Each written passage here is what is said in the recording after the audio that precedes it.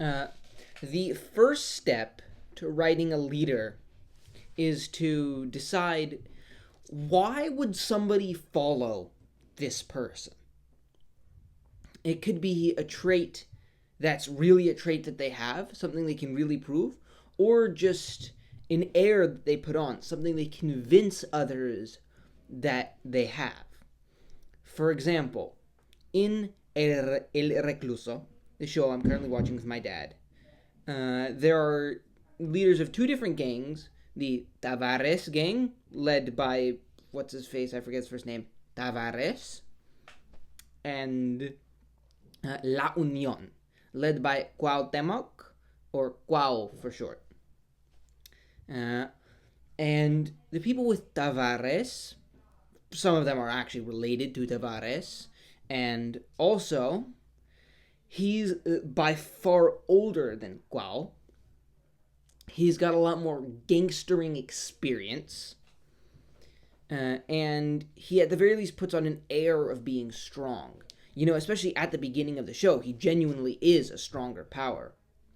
But Cuau is more genuinely beloved. Whereas Tavares is feared, Cuau's men genuinely care for him.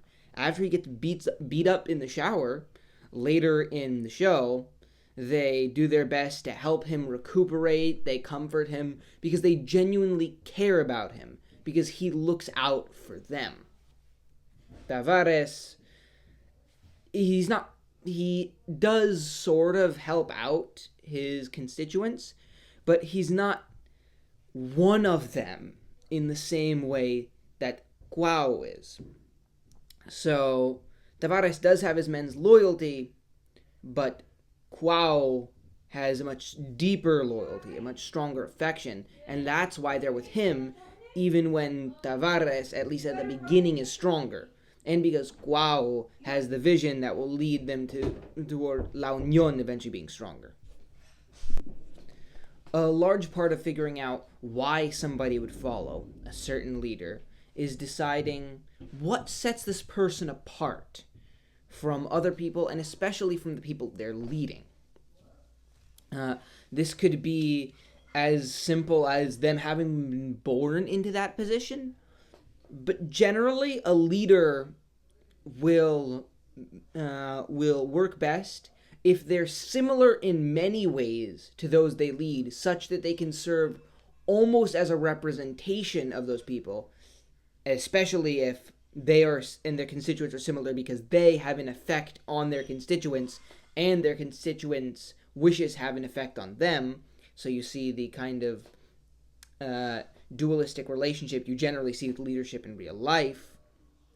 But generally, it helps if there's something in the leader that sets them apart from, especially from the people they lead, in a way that has an effect on the people they lead. Something about their nature that is different from the nature of the people they lead, that changes the nature of the group as a whole, coming out from this one person.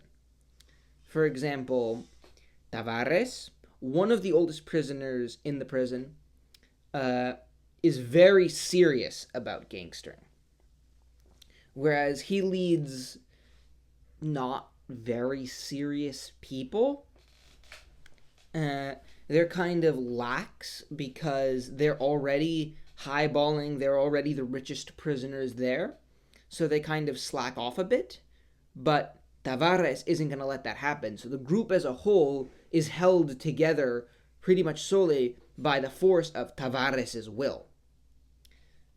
So they're overall a lot more hardworking, a lot more synchronized than they would be if Tavares was not there. Looking at La Union, the members of La Union, they are not lazy. They're quite ambitious. They want to get things done. They want to take Tavares down. They're raring to go, but they are completely undirected, frankly a little bit impulsive. They are criminals. But their leader, Cuau, is, as criminals go, very reasoned, very calm. So, at certain points when he loses composure a little bit, just a little bit, it hits all the harder. But he knows how to make the plan. He knows how to organize them into a group, because otherwise they probably just fight and kill each other, because they've got so much energy in them. They're so ready to do things. He directs them into almost a targeted strike force in a way, ready to get done what it is that they want to get done. So instead of being a bunch of random unorganized delinquents, La Unión becomes a force to be reckoned with. Then you've also got to ask yourself, what kind of person comes to this character looking for a leader? Because that will not only change the nature of the group, that will change how the leader themselves acts, depending on how much they're willing to respond to what their constituents want. For example, Tavares, he's got riches, at least at the beginning. He's got the knowledge from years of being a gangster. He's got connections. He offers security. He's the big cat in town. He's the old cat.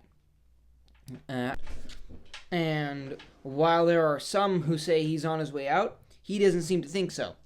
People who want security want just a decisive leader completely tell them what to do.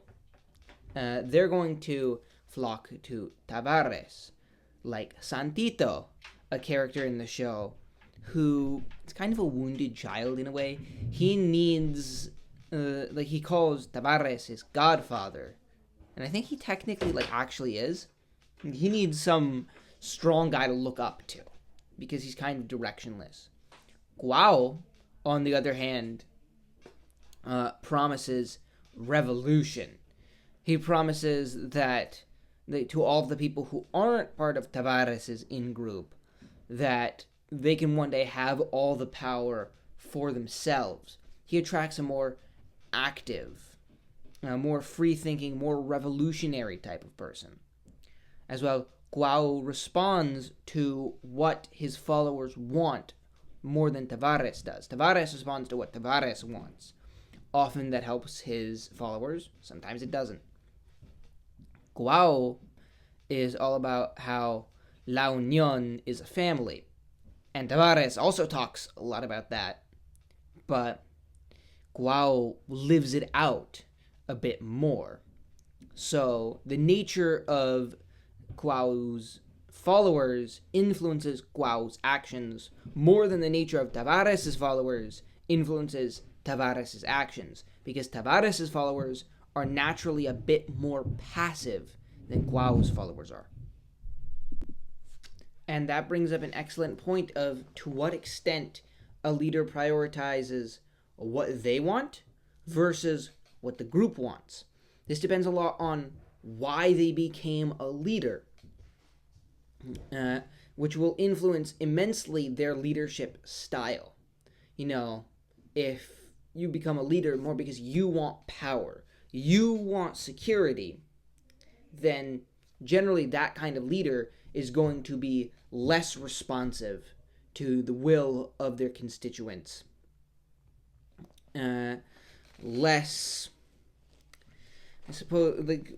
willing to take risks of themselves to help the entire group. Whereas, Guao does want things for himself. He wants revenge. He wants to be the big leader. But he's also, you get the sense he genuinely cares about his followers in La Unión. Though, leaders can double face. So, if somebody just wants things for themselves, but they know that they can get things for themselves out of showing that they want things for others, that they're nice, like the warden in the show, who's named Peniche, he is fairly corrupt. He wants money from the Tavares gang. he wants generally order, but he doesn't care how really that order is gotten. And he wants to avoid getting in trouble with the myriad people who are inspecting his prison because, oh boy, that's a lot of corruption. It generally tends to attract eyes. But he does it in a way, partly because you can actually see him being corrupt, like because you're the viewer, in ways that many of the characters can't. But it's done very well, showing how, in a dramatic irony sort of way, it's very well done two-facing. Peniche as a character is very good at that. But generally, if you are going to do a double-facing leader who plays at having one motivation but really has another,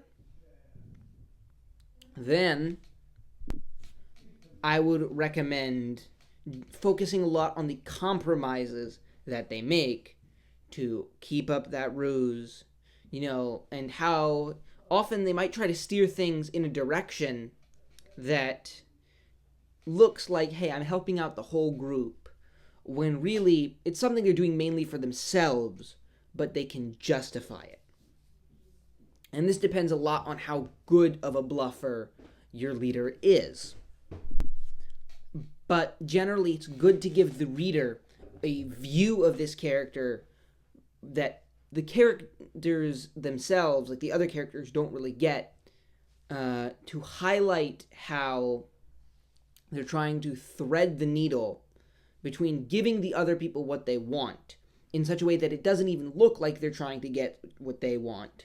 And it looks like they're just trying to give the other people what they want, while also cutting off as big of a slice for themselves as they can. It's that's a needle that so many leaders have tried to thread in so many instances throughout all of history. Some are pretty bold about it and just tell you that that's what they're trying to do, but they offer such a good deal. Like, I think Genghis Khan would be a pretty decent example of this, that people just don't even care.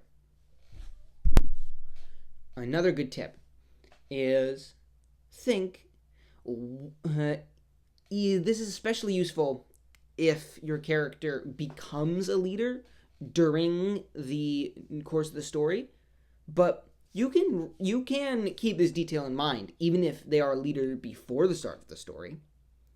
What did this character think leadership was going to be like before they became a leader?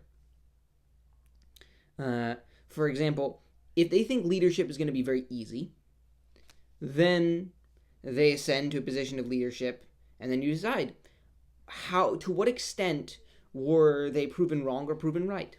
If they ascend to a position of leadership, turns out it's actually a lot harder than they thought. They might become very unsure of themselves, very turbulent, very anxious of a leader, very afraid to really try anything, because they don't even know how in over their heads they are. And so that's going to put them very off balance. But if they were expecting it to be incredibly terrifying and difficult, and then it's not, they're a better natural leader than they thought they are, they might become a little too cocky to an extent that life might have to take them down a peg. And you can show the effects of this even if they started the story as a leader. For example, Guao, he's not written as being cocky. He's very measured, which makes him a very good and a very effective leader. But he could have been written as being cocky, as an effect of, well, he's just some Liaoning gangster. Then he rallies the people behind him, and he's all of a sudden at the highest position he's ever been in his entire life. And that rush of power could be huge. So, where somebody was before they became a leader has a big effect. If somebody was a prince who's now become a king, who's been groomed since birth to be a leader, he's not going to think very much of it. He probably won't be humongously cocky because it'll just, in a way, feel normal. but somebody who would claw from the bottom, work their way up to the top, will either be more measured because it was that very measured nature that allowed them to get to the top in the first place. Writing how your character managed to get to the top, what traits in them, what actions they took, and how that influences who they are now that allowed them to get there. That's also a very good thing to do. But they either will be more reasoned because that's just what allowed them to get to the top, or they're more cocky because they've had such a huge jump. Whereas maybe the king is cocky because he's been groomed and told, you are such an amazing person, you have the bloodline of gods in you, or something. Or maybe he's more fearful because that's all he's ever known. That's not a huge jump for him from the baseline. That is his baseline. So if he loses his power, he's going from baseline into far, far below baseline, which would be the other character's regular baseline, but to him, it's terrible.